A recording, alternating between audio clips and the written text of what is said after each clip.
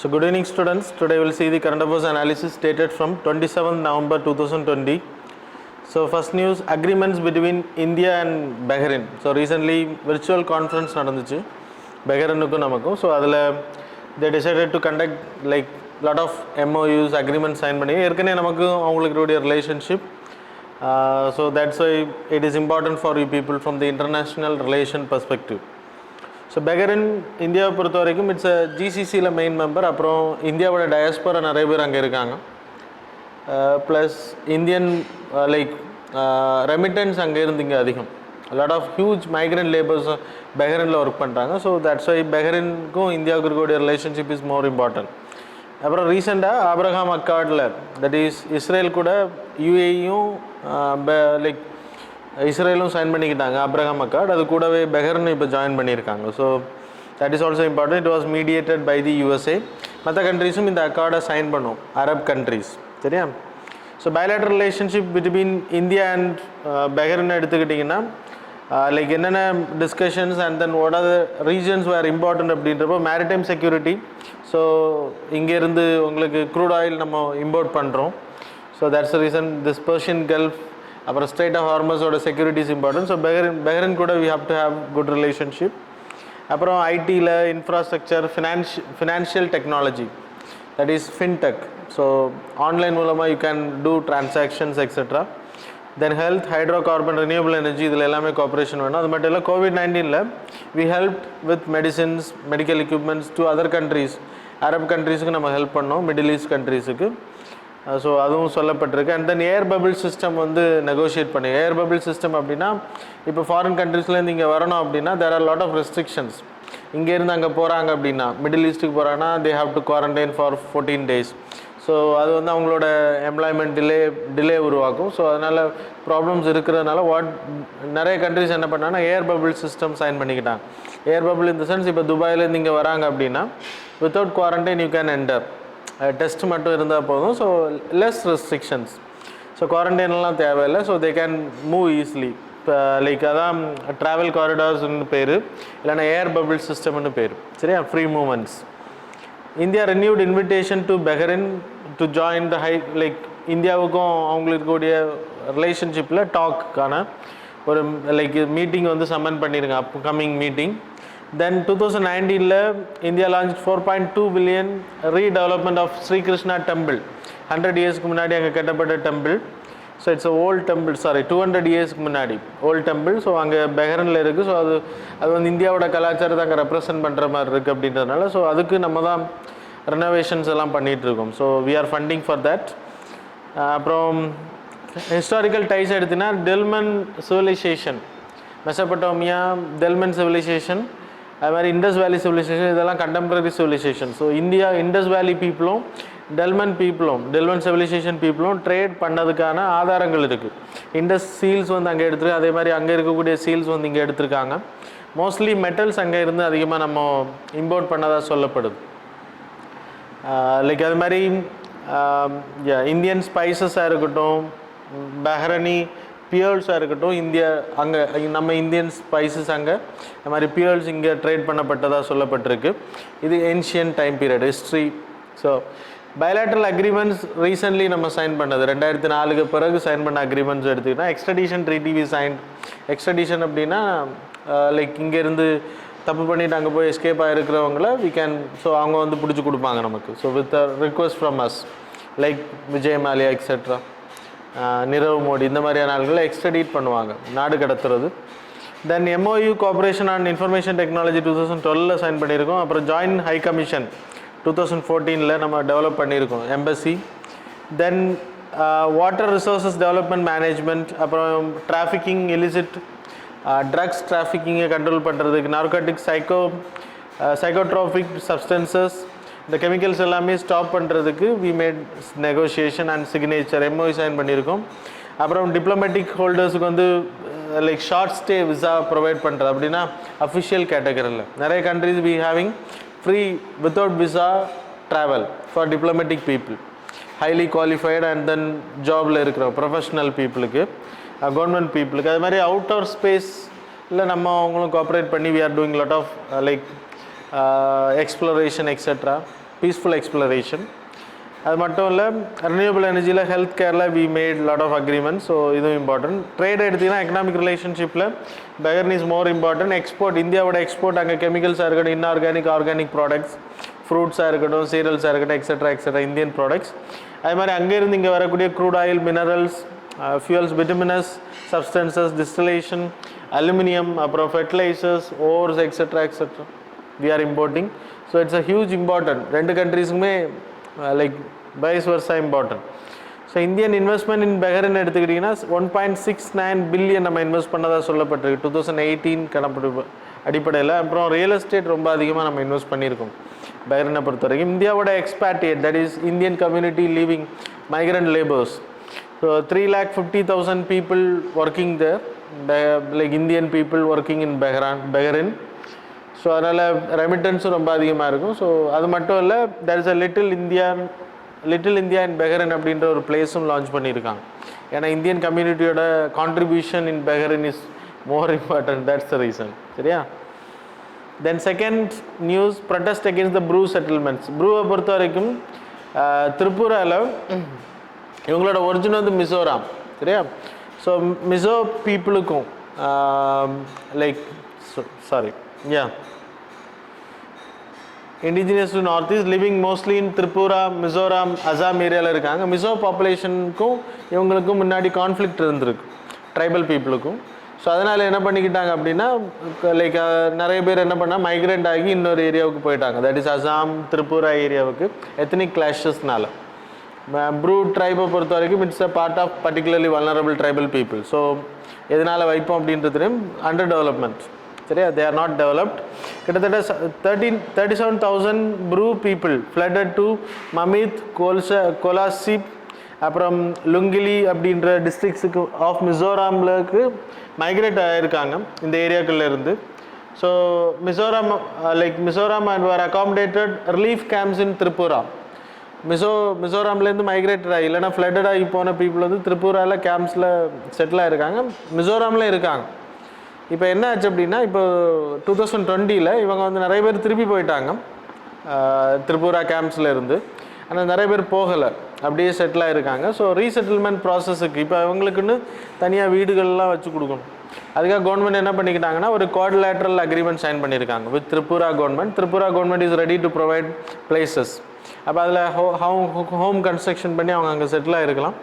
அதுக்கு ஒரு like settlement பண்ணியிருக்காங்க. ஸோ அதில் 12 settlement spotted across 6 districts with 300 families அப்படின்னு சொல்லி பிரித்து ஒரு ஏரியாவுக்கு. அதில் ஒரு ஃபேமிலிக்கு வந்து 4 lakh வந்து ஒன் டைம் கேஷ் கொடுக்குறாங்க இந்த அக்ரிமெண்ட் அடிப்படையில். 1.5 lakh ஹவுசிங் அசிஸ்டன்ஸ் வீடு கட்டுறதுக்கு. அப்புறம் 4 lakh வந்து லைக் அசிஸ்டன்ஸாக கொடுக்குறாங்க, ஒன் டைம் கேஷாக கொடுக்குறாங்க.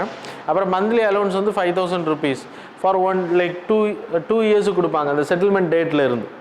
அப்புறம் ஃப்ரீ ரேஷன்ஸும் ப்ரொவைட் பண்ணுவாங்க. ஸோ இதன் மூலமாக அவங்க வந்து என்ன பண்ணிக்கலாம் அப்படின்னா, தே கேன் ரீஹாபிலிட்டேட் பண்ணிக்கலாம் அவங்கள. அந்த 300 ஃபேமிலியாக எல்லாம் ஒரே இடத்துல இல்லாமல் தனித்தனியாக இருக்கப்போ அது ஒரு ப்ராப்ளமாக இருக்குது அவங்களுக்கு. இருந்தாலுமே அங்கே இருக்கக்கூடிய பீப்புள், திரிபுரா பீப்புள், இந்த மிசோ ஏரியாலே இந்த ரீசெட்டில்மெண்ட் பண்ணுறாங்க. மிசோராமில் இருக்கக்கூடிய பீப்புளுக்கும். அப்போ அந்த மிசோ ட்ரைபல் பீப்புளுக்கு எல்லாமே இவங்களுக்கு மேலே ரொம்ப இவங்க வந்தாங்க அப்படின்னா அவங்களோட ethnic rights will get affected. அதனால் என்ன பண்ணுறாங்க அப்படின்னா, they are like protesting against it. That's why it was in news. So Bengali and Mizo groups வந்து இதை ப்ரொடெஸ்ட் பண்ணுறாங்க in திரிபுராவில். சரியா? Mainly in Tripura area. Then அந்த பிளேசஸ் எல்லாம் போட்டிருக்காங்க. that is not important for you people. ஏன் அப்படின்னா, முன்னாடி இந்த ப்ரூ ரியாங் பீப்புளால் 650 பெங்காலி ஃபேமிலிஸும் மிசோ பீப்புளும் ஒரு கிராமத்தில் பாதிக்கப்பட்டிருக்காங்க. ஒரு அட்ராசிட்டிஸ் க்ரூவல் அட்டாக். அதனால் அவங்க பாதிக்கப்பட்டிருக்காங்க. இந்த ப்ரூ கம்யூனிட்டி பீப்புளும் அவங்க அட்டாக் பண்ணியிருக்காங்க. So that's a problem. சரியா? Then yesterday we celebrated the constitution day. சரியா? 26 November. அது மட்டும் இல்லை, கிட்டத்தட்ட 11வது வருஷம் நம்ம after the attack of Taj hotel. சரியா? Terrorist attack. அதையும் நம்ம 12 years 11 year முடிஞ்சிருக்கு, 12 year முடிஞ்சிருக்கு. அதே நம்ம நினைவில் வச்சுருக்கோம். அதை பற்றி நேற்றுக்கு பிரைம் மினிஸ்டர் பேசும்போது he spoke something about like already coin பண்ண வேர்டு தான் இது, ஒன் நேஷன் ஒன் எலெக்ஷன் அப்படின்ற வேர்டு. அப்புறம் டெரரிஸ்ட்டை வந்து லைக் ஒன்றிணைந்து காம்பேக்ட் பண்ணணும் அப்படின்றதையும் பேசியது. மெயினாக இந்த ஒன் நேஷன் ஒன் எலெக்ஷன் அப்படின்றது already like enormous time we discussed simultaneous election. Anyway, we will go by little bit what are the advantages. ரொம்ப நான் டாபிக் ஒன் எலெக்ஷன்னா என்னென்னு தெரியும், சைமல்டேனியஸ் எலெக்ஷன். இந்தியாவில் அப்படி நடந்திருக்கான்னு கேட்டாச்சுன்னா நடந்திருக்கு. 1952லேருந்து தெரிஞ்சு 67 வரைக்கும் அந்த எலெக்ஷன் ப்ராசஸ் நடந்திருக்கு. சரியா, கிட்டத்தட்ட 2-3 டேர்ம்ஸ் வந்து அந்த எலெக்ஷன் அப்படி கண்டக்ட் பண்ணியிருக்காங்க. அதுக்கப்புறம் ஃபெயிலியர் இன் த சென்ஸ் ஒரு இப்போது 52லேருந்து 57 வரைக்கும் 5 இயர்ஸுக்கு அவங்க இருக்காங்க அப்படின்னா அந்த 5 இயர்ஸுக்குள்ளாடி ஏதாவது ஒரு ஸ்டேட்டில் ஆட்சி கலைஞ்சிருச்சுன்னு வைங்க, எலெக்ஷன் கண்டக்ட் பண்ணுறதுல ப்ராப்ளம் இருக்கும். அடுத்து திருப்பி எடுக்கிறது, திருப்பி 2 வருஷத்துக்கு திருப்பி ஒரு வாட்டி நடத்தும். இப்போ 3 வருஷம் முடிஞ்சு 2 வருஷத்துக்கு திருப்பி எலெக்ஷன் நடத்தணும்னா அது ஒரு பேர்டன். ஸோ அது வந்து இட்ஸ் அ ஹர்டல் ப்ராசஸ். அதனால தான் அதை டிஸ்பேண்டில் பண்ணியிருக்கோம். ஆனால் இப்போ லைக் அவர் prime minister coined it. So அவரோட பார்வையில் அட்வான்டேஜஸ் இருக்கான்னு கேட்டாச்சுன்னா எஸ், அட்வான்டேஜஸ் ஆர் தேர். ஆனால் மோர் டிஸ்அட்வான்டேஜஸ் ஆர் தேர். சரியா, ஸோ அது என்ன அப்படின்றது தான் டிஸ்கஸ் பண்ண போகிறோம். யூபிஎஸ்சி பாயிண்ட் ஆஃப் வியூவில் இதான் உங்களுக்கு. ஸோ இன்டர்வியூவில் கேட்டிருக்காங்க, இப்போ ரீசெண்டாக கூட கேட்டிருக்காங்க இன்டர்வியூ பேனல்ஸ் கொஸ்டின் ரைஸ் பண்ணி சைமல்டேனியஸ் எலெக்ஷன் வந்து ஃபீஸிபிளாக இல்லையா அப்படின்றது. ஸோ இந்த யூபிஎஸ்சி பாயிண்ட் ஆஃப் வியூவில் what are the things we have to do. Advantages எடுத்துக்கிட்டிங்கன்னா போல் எக்ஸ்பென்சஸ் கம்மியாகும். இப்போ ஒவ்வொரு ஏரியாக்களில் ஒவ்வொரு எலெக்ஷன்ஸ் நடத்துறதுக்கு பதிலாக ஒரே டைம் பீரியடில் நடந்துச்சு அப்படின்னா எலெக்ஷன் செலவுகள் கம்மியாக, தேவையில்லாத வீண் செலவுகள் எலெக்ஷன் கமிஷனுக்காக இருக்கட்டும், லைக் எலெக்ஷன் கண்டக்ட் பண்ணக்கூடிய அதில் பார்ட்டிசிபேட் பண்ணக்கூடிய பார்ட்டிஸுக்காக இருக்கட்டும், அந்த எக்ஸ்பென்சஸ் கம்மியாக, ரெடியூஸ் த பேர்டன் அட்மினிஸ்ட்ரேட்டிவ்ஸ். ஒரே ஒன் டேர்ம் ப்ராசஸாக யூஎஸ் எலெக்ஷன் மாதிரி ஒன் நைட்டுக்குள்ளாடி அது முடிஞ்சிடும். So ensure timely implementation, policies எல்லாமே கரெக்டாக இம்ப்ளிமெண்ட் பண்ணுறது ஹெல்ப் பண்ணும். And then solve the problem of governance. அப்புறம் provide more time to all stakeholders. அப்படின்னா எலெக்ஷன் கமிஷனுக்கு நிறைய டைம் இருக்கும். இப்போது தமிழ்நாட்டில் எலெக்ஷன் நடக்குது. இப்போ 2 வருஷத்துக்கு முன்னாடி தான் we completed the Lok Sabha election, Tamil Nadu election வந்தாச்சு. இப்படி ஒவ்வொரு இயரும் ஒரு 2 ஸ்டேட்ஸுக்கு எலெக்ஷன் வந்து எலெக்ஷன் கமிஷன் கண்டக்ட் பண்ணணும் அப்படின்னா they will go busy on the schedules. They can't reform anything. அவங்களுக்கு வந்து அந்த 5 இயர்ஸில் ரிஃபார்ம் பண்ணுறதுக்கு நிறைய டைம் இருக்காது. 5 வருஷம் இருந்துச்சுன்னு வைங்க, இல்லை எல்லா எலெக்ஷன் முடிஞ்சு ஒரு 5 வருஷம் கேப் இருந்துச்சு அப்படின்னா, அட்லீஸ்ட் 3 இயர்ஸ் கேப் இருந்துச்சு அப்படின்னா they can think and they can do lot of reforms. இது அப்படி கிடையாது. ஃபுல்லாக எலெக்ஷன் இப்போ லிஸ்ட்டு தயாரிக்கிறதுலே போயிடும். லோக்சபாவுக்கு தனியாக, ஸ்டேட்டுக்கு தனியாக, அதுக்கு பிறகு பஞ்சாயத்துக்கு ஸ்டேட் எலெக்ஷன் கமிஷன் தயாரிக்கணும். So it's a huge burden. அதான் அவர் காயின் பண்ணிகிட்டு இருக்காரு. ஸோ பிரைம் மினிஸ்டர் பொறுத்த வரைக்கும் you have to go for lot of campaigns. So அதுவும் ப்ராப்ளம் இருக்குது. சேலஞ்சஸ் எடுத்துக்கிட்டிங்கன்னா டெமோக்ரஸி அங்கே போயிடும். Multi political party system. இப்போது நீங்கள் ஸ்டேட் எடுத்துக்கிட்டிங்கன்னா ரீஜனல் கட்சிகள் தான் அதிகமாக ஜெயிப்பாங்க. ஒன் எலெக்ஷன் ப்ராசஸ் வந்துச்சு அப்படின்னா மோடி வேவ் அப்படின்ற மாதிரி, ராகுல் வேவ் அப்படின்ற மாதிரி, இந்த மாதிரி வேவ்ஸ், நேஷ்னல் பார்ட்டியோட வேவ்ஸ் இங்கே அடிக்கும். அதன் மூலமாக என்ன போனா ரீஜனல் பார்ட்டிஸ் வந்து டெமோக்ரஸி அங்கே இருக்காது. ரீஜனல் பார்ட்டிஸோட ரெப்ரசன்டேஷன் கம்மியாயிரும். அதுக்காக தான் இவங்க மெயினாக இதை காயின் பண்ணுறாங்க, வேறு யாரும் காயின் பண்ண மாட்டாங்க. ஸோ அப்புறம் difficult in convenience with the political party. அது மட்டும் இல்லை, எலக்ட்ரானிக் ஓட்டிங் மிஷின் வந்து நம்ம யூஎஸ்ஏ மாதிரி நிறைய ஓட்டிங் மிஷினில் நம்மகிட்ட கிடையாது. So very less. ஸோ அதெல்லாம் வச்சு ஒரு எலெக்ஷனுக்கு நம்ம முடித்து அதெல்லாம் டெலீட் பண்ணி ஒரு குறிப்பிட்ட டைம் வரைக்கும் வெயிட் பண்ணிவிட்டு அதுக்கப்புறம் டெலீட் பண்ணிவிட்டு you have to change for other process. அப்படின்றப்போ ஒருங்கிணைந்த எலெக்ஷன் நீங்கள் நடத்துனீங்கன்னா டபுள் ப்ராசஸ் வேணும். ஒவ்வொரு போலிங் பூத்துலேயும் மல்டிபிள் சிஸ்டம் வேணும். ஒன்று வந்து லோக்சபாவுக்கு, ஒன்று வந்து ஸ்டேட்டுக்கு. ஸோ அது வந்து பாசிபிலிட்டி இருக்கான்னு கேட்டாச்சுன்னா இல்லை. ஹியூஜ் இன்வெஸ்ட்மெண்ட் இஸ் பண்ணலாம், developed countries can do. But இந்தியாவை பொறுத்த வரைக்கும் லெஸ். அப்புறம் அடிஷ்னல் ரிக்குவயர்மெண்ட் ஆஃப் ஸ்டாஃப்ஸ், அப்புறம் நம்மகிட்ட இருக்கக்கூடிய BSF, CAPF, central armed forces வந்து ரொம்ப கம்மி. அவங்கள ஒரே நேரத்தில் all over India election process நம்ம பயன்படுத்தும் போது டெரரிஸ்ட், பார்டர் அட்டாக் நடக்கிறதுக்கான வாய்ப்பு இருக்குது. So security problem is also there. சஜஷன்ஸை எடுத்துக்கிட்டிங்கன்னா நீங்கள் வந்து 1951, 52லேருந்து 67 வரைக்கும் நடத்தியிருக்காங்க. ஸோ ஈவன் லோக்கல் பாடி எலெக்ஷனையும் சேர்த்து நடத்தலாம் அப்படின்றது சஜஷன்ஸில் சொல்கிறாங்க. ஸோ இட் ஹேப்பன்ட், நடத்தாமல் இல்லை, நடந்திருக்கு. அது மட்டும் இல்லை, if you want to conduct simultaneous election we need to change our constitution. That is 83rd ஆர்டிகிளை சேஞ்ச் பண்ண, 85 and then 172 for state, 174 for state, அப்புறம் 356. ஸோ இதெல்லாம் நம்ம சேஞ்ச் பண்ண வேண்டியிருக்கும். ஏன்னா எமர்ஜென்சி பீரியடுக்கு அப்புறம் எலெக்ஷன் ப்ராசஸ் எப்படி இருக்கும் அப்படின்றதுக்கு. Then fixing date is not feasible. So like parliamentary system னா என்னது US பொறுத்தவரைக்கும் presidential form. Parliamentary system in the sense we having parliamentary system, which means we having two heads.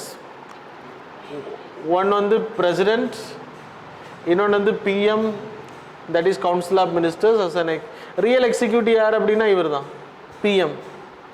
இதே இது president நீங்கள் எடுத்தீங்கன்னா nominal, he is not real, so he is not responsible for the Lok Sabha.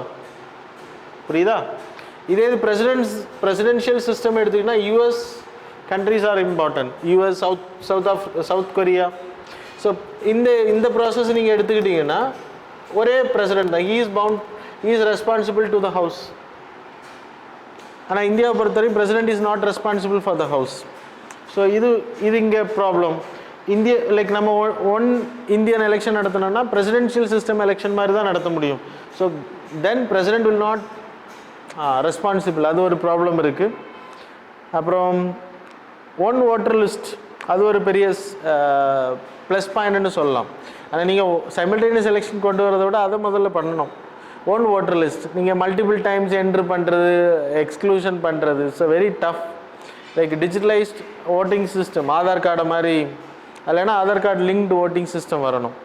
அப்படி வந்தால் தான் நீங்கள் short out பண்ண முடியும். டெத் பீப்புள் எல்லாம் ப்ராப்பராக எக்ஸ்க்ளூஷன் பண்ணுவாங்க. அது வந்து கொண்டு வரணும். விதான் சபாவுக்கு சரி, that is legislative assembly, Lok Sabha and then other election, that is panchayat Raj election, local government எலெக்ஷனுக்கும் அது கொண்டு வரலாம். அட்வான்டேஜஸ் எடுத்துக்கிட்டிங்கன்னா லைக் சேவ்ஸ் எனார்மஸ் டைம். இப்போ நம்ம இந்தியாவை பொறுத்த வரைக்கும் 3 லிஸ்ட்டு 3 வாட்டி ப்ரிப்பேர் பண்ணுவாங்க. ஓட்டு போகிறது ஒரு ஆள் தான். ஆனால் ப்ரிப்பரேஷன் ஆஃப் ஓட்டிங் லிஸ்ட்டு வந்து சென்ட்ரல் லோக்சபா எலெக்ஷன் நடக்கும்போதும் ப்ரிப்பேர் பண்ணுவாங்க. ஸ்டேட் எலெக்ஷனுக்கு இப்போ அனௌன்ஸ் பண்ணியிருக்காங்க தமிழ்நாட்டை பொறுத்த வரைக்கும். ஸோ இப்படி ஒவ்வொரு வாட்டி, அப்புறம் லோக்கல் செல்ஃப் கவர்மெண்ட் நடக்கும்போது, லோக்கல் எலெக்ஷன் நடக்கும்போதும் இது ப்ரிப்பேர் பண்ணுவாங்க. So it's multiple time, expenses, தேவையில்லாத செலவுகள் அதிகமாக இருக்கும். ஸோ அதெல்லாமே இங்கே சேலஞ்சஸ் எடுத்துக்கிட்டிங்கன்னா அதுலேயும் ப்ராப்ளம் இருக்குது.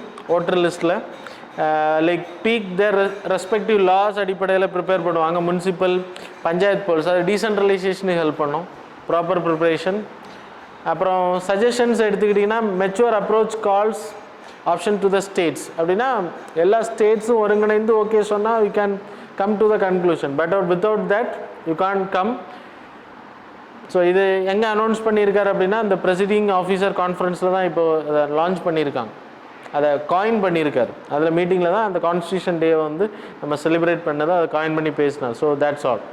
தென் ஃபோர்த் வந்து president's powers to pardon. So US பிரசிடெண்ட்டையும் இந்தியாவோட பிரசிடெண்ட்டையும் கம்பேர் பண்ணியிருக்கேன் இந்த ஆர்டிக்கிளில். மெயினாக யூஎஸ்ஏவோட பிரசிடெண்ட் இப்போ ரீசெண்டாக ஃபார்மர் நேஷனல் செக்யூரிட்டி அட்வைசரை வந்து பார்டன் பண்ணி ரிலீஸ் பண்ணியிருக்காரு. That's the reason it was made. So US பிரசிடெண்ட்டுக்கும் நமக்கு இருக்கக்கூடிய டிஃப்ரெண்ட். நம்ம பிரசிடெண்ட்டை பொறுத்தவரை under article 72 be having pardoning power, pardoning, commute, reprieve, respite, அப்புறம் ரெமிஷன்ஸ். சரியா? ஸோ இந்த கேட்டகரி இருக்குது. பார்டன் அப்படின்னா செட் தம் ஃப்ரீ, அப்புறம் லைக் ரெமிஷன் அப்படின்னா கம்யூட் அப்படின்னா கேரக்டர் வில் சேஞ்ச், தண்டனை குறையும், கேரக்டர் வில் சேஞ்ச். ரெமிஷன்ன்றது தண்டனை குறையும், கேரக்டர் வில் நாட் சேஞ்ச். அது மாதிரி ரெஸ்பைட் அப்படின்றது ப்ரெக்னன்சி இல்லைனா இந்த மாதிரியான விஷயங்களுக்காக லைக் அவங்கள கம்யூட் பண்ணுறது இல்லைனா ரெமிஷன் பண்ணுறது ரெண்டுமே நடக்கும். பார்டனிங்கும் பண்ணலாம். ஸோ சும்மா விடலாம் பிகாஸ் ஆஃப் ப்ரெக்னன்சி, லேடிஸுக்கு மட்டும். அது மாதிரி ரெப்ரிவ் அப்படின்றது டெம்பரரி ஸ்டாப்பிங் ஆஃப் பனிஷ்மெண்ட்ஸ். அது தூக்கு தண்டனை அப்படின்றப்போ அது வந்து லாஸ்ட் டைம் பீரியடில் ஸ்டாப் பண்ணுறது. பட் அந்த பனிஷ்மெண்ட் இஸ் நாட் பார்டனிங். சரியா? So not pardoned. இப்போ இந்தியாவோட பிரசிடெண்ட்டுக்கு அத்தாரிட்டி என்னென்னா கவுன்சில் ஆஃப் மினிஸ்டர்ஸோட ரெக்கமெண்டேஷன் அடிப்படையில் தான் பண்ணணும். Comparison I am talking about council of ministers. இப்போ இவர்கிட்ட மெர்சி பெட்டிஷன், இப்போ பேரறிவாளன் இஷ்யூஸ் எல்லாம் இருக்கு இல்லையா, மெர்சி பெட்டிஷன்ஸ் கொடுக்குறாங்க, பிரசிடெண்ட்டு கொடுக்குறாங்க அப்படின்னா கருணை மனு. இந்த கருணை மனு என்ன ஆகும்னா ஹோம் மினிஸ்டர்கிட்ட அவர் சப்மிட் பண்ணிடுவார். ஹோம் மினிஸ்டர் அவங்க அனலைஸ் ஸ்டேட்டுக்கு அனுப்புவாங்க, எந்த ஸ்டேட் கன்சர்னோ அந்த ஸ்டேட்டுக்கு அனுப்புவாங்க. இப்போ இங்கே தமிழ்நாட்டுக்கு வரும். அதெல்லாம் முடிஞ்சிருச்சு, அந்த ப்ராசஸ்லாம் முடிஞ்சு தான் இப்போது கவர்னருக்கு வந்து தமிழ்நாடு கவர்மெண்ட்டை ரெக்கமெண்ட் பண்ணியிருக்காங்க. ஸோ இப்போது ஸ்டேட்டுக்கு அனுப்புவாங்க ஹோம் மினிஸ்டர் வந்து ஸ்டேட்டுக்கு அனுப்புவாங்க. ஸ்டேட்டும் கன்சர்ன் பண்ணுறதெல்லாம் அங்கே அனுப்புவாங்க ரிப்போர்ட்டை. அப்புறம் ஹோம் மினிஸ்டர் கேபினெட்டில் டிசைட் பண்ணி அவங்க வந்து ரெக்கமெண்ட் பண்ணுவாங்க பிரசிடெண்ட்டுக்கு. பிரசிடெண்ட் பவுண்ட் டு டூ அப்படின்னு கிடையாது, ஒன் டைம் ரீகன்சிடரேஷன் பண்ணிக்கலாம். திருப்பி ரீகன்சிடர் பண்ணுங்கள், பவுண்ட் டு டூ கிடையாது, ரீகன்சிடர் பண்ணிக்கலாம். அப்படி திருப்பி ரீகன்சிடரேஷன் அனுப்பி திருப்பி இவங்க விடுவிக்க சொல்கிறாங்க, பர்டனிங் பண்ண சொல்கிறாங்க, கம்யூட் பண்ண சொல்கிறாங்கன்னா பிரசிடென்ட் பவுண்ட் டு டூ. அதான் அந்த பர்டனிங் பவர் அண்டர் ஆர்டிகிள் 72 அடிப்படையில். சரியா? அதே மாதிரி உங்களுக்கு யூஎஸ் பிரசிடென்ட்டுக்கு இவருக்கு இருக்க வேண்டிய டிஃப்ரென்ஸ் என்ன அப்படின்னா, is not like discretionary power கிடையாது, பர்டனிங் பவர். ஆர்டிகிள் 72 அடிப்படையில் நம்ம பிரசிடென்ட்டுக்கு இட்ஸ் நாட் லைக் டிஸ்கிரிஷனரி. ஆனால் US president it is discretionary. he is not just like justiciable for that. அவர் எடுக்கக்கூடிய முடிவுகளுக்கு எந்த இடத்துலையும் ஆன்சரபிள் கிடையாது. ஆனால் Indian president is answerable in the sense council of ministers. சரியா? ஸோ லைக் இப்போ அவர் ரிலீஸ் பண்ணதுனால தான் news, no need to go deep. Sometimes இப்போ உங்களுக்கு இன்டர்வியூ பேனல்ஸில் கேட்கலாம், இல்லைனா மெயின்ஸில் கம்பேர் பண்ணி கேட்பாங்க. ஸோ அப்போ நீங்கள் இந்த கம்பேரிசன் தெரிஞ்சால் தான் எழுத முடியும். That's the reason you have to know something. சரியா? இந்த ஃபெடரேஷனுக்கும் இந்தியன் ஃபெடரேஷனுக்கும் யூஎஸுக்கு என்ன டிஃப்ரெண்ட், அது மாதிரி பிரிட்டனுக்கு என்ன டிஃப்ரெண்ட், இந்த மாதிரியான விஷயங்களை யூ ஹவ் டு கம்பேர் பண்ணி நீங்கள் படிச்சிருக்கோம். சரியா? பர்டனிங் பவர் ஆஃப் யூஎஸ்ஏ எடுத்துக்கிட்டிங்கன்னா லைக் அவர் வந்து discretionary power, president is not answerable to any court, யாருக்குமே ஆன்சரபிள் கிடையாது பர்டனிங் பண்ணுறதுக்கு. He can take, but limitation is there. Limitation என்ன அப்படின்னா, ஃபெடரல் கிரைம்ஸுக்கு மட்டும்தான் பண்ண முடியும். இப்போ அங்கேயும் ஸ்டேட்ஸ் இருக்குது, ஸ்டேட்ஸுக்கு வந்து கவர்னர் தான் பண்ண முடியும், அங்கே இருக்கக்கூடிய கவர்னர். அவர் ஃபெடரல் கிரைம்ஸுக்கு மட்டும்தான் பண்ண முடியும். இந்தியா பொறுத்த வரைக்கும் என்ன கிரைமுக்கு வேணாலும் பண்ணலாம். That's a difference. அப்புறம் தோஸ் பர்டன்டு பீப்புள், இப்போ இந்தியா பொறுத்தவரை ஒரு வாட்டி பிரசிடென்ட் பர்டன் பண்ணிட்டாரு, இல்லை கவர்னர் பர்டனிங் பண்ணா அப்படின்னா திருப்பி கொஸ்டினிங் எல்லாம் கிடையாது, அவங்களோட கேஸை திருப்பி நீங்கள் என்கொயரி எல்லாம் பண்ண முடியாது. ஆனால் யூஎஸில் அப்படி கிடையாது. பர்டனிங் பண்ணால் கூட திருப்பி reinvestigation can be. That is direct democracy. So that is the thing. அது இந்தியாவை பொறுத்த வரைக்கும் லிமிட்டேஷன்ஸ் என்னெல்லாம் அப்படின்னா, கவுன்சில் ஆஃப் மினிஸ்டர்ஸ் ரெக்கமெண்டேஷன் அடிப்படை. So it is not discretionary to the president, அது சொல்லப்பட்டிருக்கு. These are the differences you people have to know. சரியா? Very important article. பிரசிடென்ட்டை பொறுத்த வரைக்கும் 72. இது கவர்னரை இங்கே கம்பேர் பண்ணி படிக்கணும். அது ஆல்ரெடி நம்ம டிஸ்கஸ் பண்ணியிருக்கோம் லாஸ்ட் வீக். 161 ஃபார் கவர்னர்ஸ் இங்கே இருக்குல்ல, article 161 for governor, 72 for president. அவங்களுக்கு இவருக்கு என்ன டிஃப்ரென்ஸ் அப்படின்னா, டெத் சென்டென்ஸ் பண்ண முடியாது கவர்னர். அது மாதிரி மார்ஷியல் கோர்ட் ஆஃப் லாவில் கொடுக்கக்கூடிய தண்டனைக்கு பர்டனிங் பண்ண முடியாது. அப்புறம் ஸ்டேட் தண்டனைக்கு மட்டும்தான் அவர் பண்ண முடியும். That's the important thing. Then fifth news, cabinet approves capital infusion to NAF. NAFன்றது நேஷ்னல் இன்வெஸ்ட்மெண்ட் இன்ஃப்ராஸ்ட்ரக்சர் ஃபண்ட். அதுக்கு கீழே there is a national investment infrastructure debt platform. டெட்னா கடன் கொடுக்கக்கூடிய ஒரு பேங்க் மாதிரி ஆக்ட் பண்ண போகுது இன்ஃப்ராஸ்ட்ரக்சர் ப்ராஜெக்ட்ஸுக்கு. இப்போ ஏன் இதை வந்து இன்ஃபியூஸ் பண்ணுறாங்கன்னா, ஆத்ம நிர்பார் அபியானில் to create lot of infrastructure, self reliant economy. இப்போ நிறைய பேருக்கு வேலை கொடுக்க முடியும் infrastructure. Public investment is more important. Already 2025 we having a target that is 5 yearsல 1 like lakh crore அப்படின்னா 111 லட்சம் கோடிகளை வந்து infrastructure, that is national pipeline ப்ராஜெக்ட்னு பேர். 2021லேருந்து 20 அப்படின்னா 21, 22, 23, 24 அப்படி லைக் மொத்தம் 5 இயர்ஸுக்கு வந்து அந்த ப்ராஜெக்டை பண்ணுறாங்க. அதன் மூலமாக இன்ஃப்ராஸ்ட்ரக்சரை டெவலப் பண்ணுறது, தட் இஸ் பிரிட்ஜாக க்ரீன் ஃபீல்டாக இருக்கட்டும், ப்ரௌன் ஃபீல்டு ப்ராஜெக்ட்ஸாக இருக்கட்டும், டெவலப் பண்ணுறது மூலமாக like movements, transport easy, health facilities ஈஸியாகும். அதன் மூலமாக பீப்புளோட ஸ்டாண்டர்ட் ஆஃப் லிவிங் அதிகப்படுத்துறதுக்காக. அது மட்டும் இல்லை, எம்ப்ளாய்மெண்ட் க்ரியேஷன் அதிகமாக இருக்கும். ஸோ அதுக்காக தான் இந்த இன்வெஸ்ட்மெண்ட் பண்ணுறாங்க. ஸோ இந்த டெட் ஃபினான்சிங்கை பொறுத்தவரை இந்த 5 இயர்ஸில் பண்ணக்கூடிய ப்ராஜெக்ட்ஸுக்கு இட் would require 60லேருந்து 70 lakh டெட் ஃபினான்சிங். கவர்மெண்ட் வந்து ஃபண்டிங் பண்ணாலுமே டெட் ஃபினான்சிங்கை பொறுத்த வரைக்கும் there is a debt financing the loan sense. Current approval of equity வந்து 2000 crores வந்து அலாட்டட் ஃபார் தி 2020-21 அதுக்காக அலாக்கேட் பண்ணியிருக்காங்க இப்போது. அது மட்டும் இல்லை, COVID-19 அதோட இன்க்ரீஸ் ஆகிருக்கு இன்ஃப்ராஸ்ட்ரக்சர் ப்ராஜெக்ட்ஸுக்கு. அப்புறம் NAFன்ற debt platform under the NAF national investment infrastructure ஃபண்டில் ஒரு பார்ட். ஸோ அதில் நேஷ்னல் இன்வெஸ்ட்மெண்ட் இன்ஃப்ராஸ்ட்ரக்சர் NAFல ஃபண்டிங் மெக்கானிசம் யாரெல்லாம் பண்ணுறாங்க?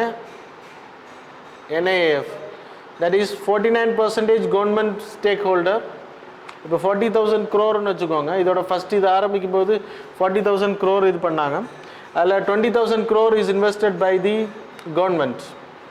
அதில் அவங்க எடுத்த ஷேர் ஹோல்டிங் எவ்வளோன்னா 49 தான், நாட் பகுதி கிடையாது. மீதியை வந்து எங்கே இருந்தோன்னா சொவேரியன் வெல்த் ஃபண்ட்.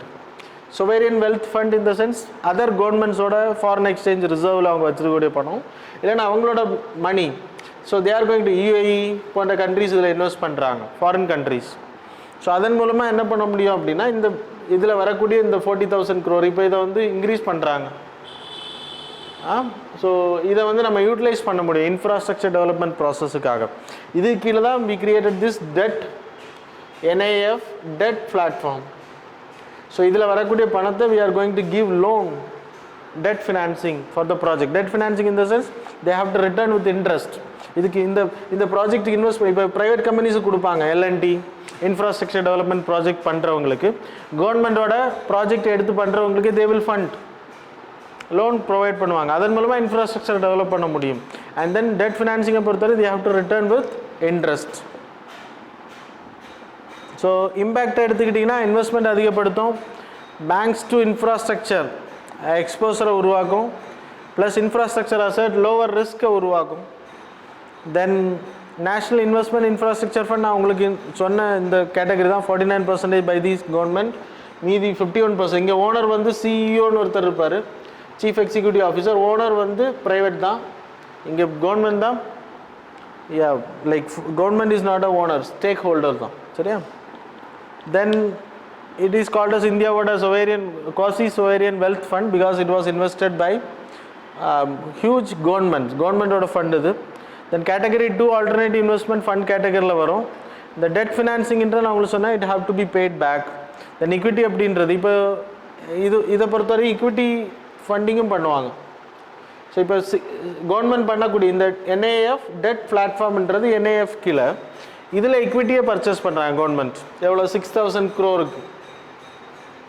அதான் news, that's why it came in news. இப்போ இந்த 6,000 crore-ஐ வச்சு இதுக்கோட ஈக்விட்டியை பர்ச்சேஸ் பண்ணுறாங்க. அப்போ இந்த 6,000 crore எங்கே போகும்னா இவங்களோட கேபிட்டலில் போகும். Then from this capital they can give loan. புரியுதா? அதான் இங்கே news. Then pension fund invest பண்ணுறாங்க இதில் NAF-ல. சொவேரியன் வெல்த் ஃபண்ட் அவங்களுக்கு சொன்ன சர்ப்ளஸ் ரிசர்வ்ஸ்லேருந்து பண்ணுவாங்க. பாண்டுன்றது இப்போ இவங்க கொடுக்கக்கூடிய பாண்டை வாங்கிட்டு பணத்தை கொடுப்பாங்க. So 10 years 20 years in the sense, that's all. Then sixth news, awards for tiger conservation, that is Pilbit tiger reserve. It is in UP. UPனா அவங்களோட பார்டரில் வரும், நேபாளுக்கும் UP பார்டரில் வரும். ஸோ லைக் அதுக்கு வந்து இப்போது அவார்ட் ப்ரொவைட் பண்ணியிருக்காங்க. 4 years அவங்க வந்து டபுளிங் ஆகிருக்கு அவங்களோட டைகர் லெவல். 25லேருந்து 40 50 சம்திங் ஆகிருக்கு. So that's the reason it was provided 4 years-ல. அது மட்டும் இல்லை transboundary Manas conservation area, it is in Bhutan. Manas எங்கே இருக்குன்னா Manas national park in Assam. அது மாதிரி பூட்டானில் ராயல் நேஷ்னல் பார்க்குன்னு இருக்குது, royal Manas national park. So இது ரெண்டுமே ஒன்று தான், ஆனால் கண்ட்ரி தான் டிஃப்ரெண்ட். டிரான்ஸ்பவுண்ட்ரி மூவ்மெண்ட் இருக்கும் அங்கே, rhino, elephant, tiger etcetera. So அதை கன்சர்வேஷன் பண்ணுற அவங்களுக்கும் கன்சர்வேஷன் எக்ஸலன்ஸ் அவார்டு கொடுத்துருக்காங்க, அதை ப்ராப்பராக மேனேஜ் பண்ணுறதுக்காக. தென் இந்த ப்ராஜெக்ட் எது கொடுத்தாங்கன்னா குளோபல் TX2 கோலை அச்சீவ் பண்ணுறதுக்கு. அப்படின்னா 2010 we launched a TX2 goal. It's a private, like it's not that much important, just know that wild டைகர்ஸை வந்து 2022 டபுளிங் பண்ணுறதுக்காக இன்ட்ரடியூஸ் பண்ணப்பட்டதான் TX2 அப்படின்றது. இதில் பெர்ஃபார்ம் பண்ணக்கூடிய இண்டிவிஜுவல் நேஷ்னல் பார்க்ஸ் டைகர் ரிசர்வுக்கு வந்து அவங்க வந்து டபுளிங் பண்ணுறாங்க அப்படின்னா 4 years-க்கு டபுளிங் பண்ணுறாங்க அப்படின்னா தே வில் பி ஹானர்ட். அதுதான் இந்தியாவுக்கு கொடுத்துருக்காங்க. இதில் இந்தியா மட்டும் இல்லை, அதர் கண்ட்ரீஸுக்கும் வரும். புரியுதா? இதை யார் ஃபண்டிங், இதை யார் செட் பண்ணாங்க அப்படின்னா World Wildlife Fund and the Global Tiger Initiative. 13 countries இதில் ரஷ்யாவில் சென்ட் பீட்டர்ஸ்பர்க்கில் நடந்த ஒரு மீட்டிங்கில் they decided to create this. எதுக்கு அப்படின்னா டைகர் கன்சர்வேஷன் 2022 வேர்ல்டு ஃபுல்லாக we have to double it. அதில் இந்தியாவை பொறுத்த வரைக்கும் 13, இந்தியா மட்டும் இல்லை சவுத் ஈஸ்ட் ஏஷியாவில் இருக்கக்கூடிய கண்ட்ரிஸ் 13 கண்ட்ரிஸை வந்து செலக்ட் பண்ணியிருக்காங்க. டைகர் பாப்புலேஷன் அதிகமாக இருக்கக்கூடிய ஏரியாக்கள், that is India, Bangladesh, Bhutan, Cambodia, China, Indonesia, Laos, PDR, then Malaysia, Myanmar, Nepal, Thailand, Russia, Vietnam இதெல்லாமே செலக்ட் இவங்க தான் அதை டிசைட் பண்ணி செலக்ட் பண்ணாங்க. டைகரை பொறுத்த வரைக்கும் என்டேஞ்சர்ட் ஸ்பீஷீஸ் இன் ஐயூசிஎன், அப்புறம் சைட்ஸில் அப்பெண்டிக்ஸ் 1 கேட்டகரி, அப்புறம் வைல்ட் லைஃப் ப்ரொடெக்ஷன் ஆக்ட் 1972 இந்தியாவில் ஷெட்யூல் 1 கேட்டகரியில் இருக்குது. Then we having this tiger conservation project 2. இந்த அவார்டு புரிஞ்சிச்சுல இந்த TX2 தான் இந்த அவார்டை ப்ரொவைட் பண்ணுறாங்க. 4 இயர்ஸ்க்கு ஒரு வாட்டி இதை ரிவைஸ் பண்ணுவாங்க. ஸோ பில்கித் டைகர் ரிசர்வ் பொறுத்தவரையில் லொக்கேஷன் வந்து யூபியில் இருக்குன்னு சொன்னால் இந்தோ நேபாள் பார்டரில் வருது. அப்புறம் Sharda river it's a border, southern boundary for this reserve. அப்புறம் ஃபீச்சர்ஸ் எடுத்துக்கிட்டிங்கன்னா it's home for 127 animals, 326 Terai region. நீங்கள் அந்த உங்களுக்கு சிவாலிக்கு அப்புறம் அந்த பீப்புள்ஸ் எல்லாம் தாண்டி தெராய் ரீஜன் வரும். It's a dense forested area. So conservation is must. Then other protected area in யூபியை பொறுத்தவரை Chambal wild life sanctuary, Sur Sarovar, அப்புறம் Katarniaghat wild life sanctuary, அப்புறம் Dudhwa national park is more important. Like Pilibhit மாதிரி ரொம்ப இம்பார்ட்டன்ட். அப்புறம் டிரான்ஸ்பவுண்டரி மனாஸ் கன்சர்வேஷன் ஏரியா நான் உங்களுக்கு சொன்னேன். மனாஸ் வந்து 2 ஏரியாவில் இருக்குது, இந்தியாவில் இருக்குது, பூட்டானில் இருக்குது. மனாஸ் ரிவரும் அதில் ஃப்ளோ ஆகுது. சரியா? Origination of Manas river is also from பூட்டானோட மனாஸ் வைல்ட் அந்த சாங்சுரியில் இல்லைன்னா நேஷ்னல் பார்க்கில் தான் ஒரிஜினேட் ஆகுது. அதுக்கு பேர் royal Bhutan national park, Manas national park. India பொறுத்தவரை வி ஹேவிங் மனாஸ் நேஷ்னல் பார்க்குன்னு பேர். இது 2க்கு இடையில் மூவ்மெண்ட் ஆஃப் ரைனோ டைகர்ஸ் இருக்கும். ஸோ இதை கன்சர்வேஷன் பண்ணுற we having this project. So அதுக்கு வந்து ப்ராப்பராக பண்ணதுனால அவங்களுக்கு இந்த அவார்டு கொடுத்துருக்காங்க. It's not about TX2 award கிடையாது. It's about conservation, conservation excellence award. சரியா? Then transgender, like initiatives for transgender very important. Garima Greh அப்படின்ற ஹோம் ஒன்று உருவாக்கியிருக்காங்க. அப்படின்னா டிரான்ஸ்ஜெண்டர் பீப்புள் யாரெல்லாம் வயலன்ஸ்னால் பாதிக்கப்படுறாங்களோ, சொதர் கிரே மாதிரி பெண்களுக்கு சொதர் கிரே இருக்குது. வயலன்ஸில் செக்ஷுவல் ப்ராப்ளமில் இல்லைனா டொமஸ்டிக் வயலன்ஸ்னால் பாதிக்கப்படுறாங்க அப்படின்னா they will be accommodated and they will be provided cloth, shelter, அப்புறம் ட்ரைனிங் ப்ரொவைட் பண்ணுவாங்க ஜாபுக்கு. ஸோ அதெல்லாமே ஒரு ஷார்ட் டேர்ம் ஷெல்டர் ப்ரொவைட் பண்ணுவாங்க.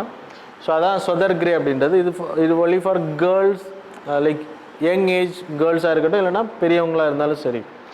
அதே மாதிரி டிரான்ஸ்ஜெண்டர் பீப்புளுக்கு கரிமா கிரே அப்படின்ற ஒரு ஷெல்டர் ஹோம் அனௌன்ஸ் பண்ணியிருக்காங்க. அது மட்டும் இல்லை, டிரான்ஸ்ஜெண்டர் பீப்புளுக்கு ஒரு போர்ட்டல் லான்ச் பண்ணியிருக்காங்க, national portal for transgender persons. இது 2020 ரூல்ஸ் அந்த ப்ரொடெக்ஷன் ஆக்ட் அடிப்படை தான் இன்ட்ரடியூஸ் பண்ணியிருக்காங்க. இட்ஸ் டிஜிட்டலாக அவங்க டிரான்ஸ்ஜெண்டர் அப்படின்றத அப்ளை பண்ணிக்கலாம். No need to go to the office etcetera. அவங்கள செல்ஃப் ஐடென்டிட்டி பண்ணிக்கிறதுக்காக. So physical interactions not important for this. So அவங்க பண்ணிக்கலாம். அது மாதிரி அந்த அப்ளிகேஷன் எங்கே இருக்குது, யார் ரிஜெக்ட் பண்ணப்பட்டா அதெல்லாம் டிரான்ஸ்பரண்ட்டாக தெரிஞ்சுக்க முடியும், ட்ராக்கிங் பண்ண முடியும். கரிமா கிரே நான் உங்களுக்கு சொன்னேன் ஷெல்டர் ஹோம்ஸ். இது இப்போது 10 சிட்டிஸ் வந்து ஐடென்டிஃபை பண்ணியிருக்கேன். இப்போ வதோராவில் லான்ச் பண்ணியிருக்காங்க. வதோதரா குஜராத்தில் லான்ச் பண்ணியிருக்காங்க. 13 ஷெல்டர் ஹோம்ஸ் வந்து இப்போது 10 சிட்டிஸில் லான்ச் பண்ண போகிறாங்க இமீடியட்டாக. ஒரு ஹோமில் 25 பீப்புளை வந்து அகாமடேட் பண்ணலாம் அப்படின்றது.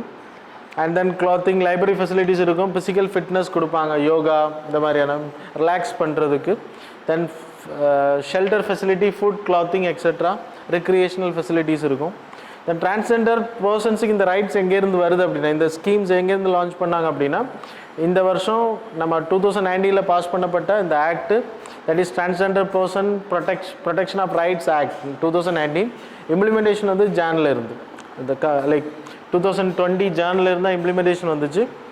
ஸோ இது எதுக்கு அப்படின்னா டிரான்ஸ்ஜெண்டர்ஸோட ஐடென்டிட்டி, யார் டிரான்ஸ்ஜெண்டர் அப்படின்ற டிஃபைன் பண்ணுது. ப்ளஸ் அவங்க வந்து டிஸ்கிரிமினேட் பண்ணக்கூடாது, எஜுகேஷனில் இருக்கட்டும், ஜாப்ல இருக்கட்டும், பப்ளிக் பிளேசஸில் இருக்கட்டும், ப்ராஹிபிட் பண்ணுறது.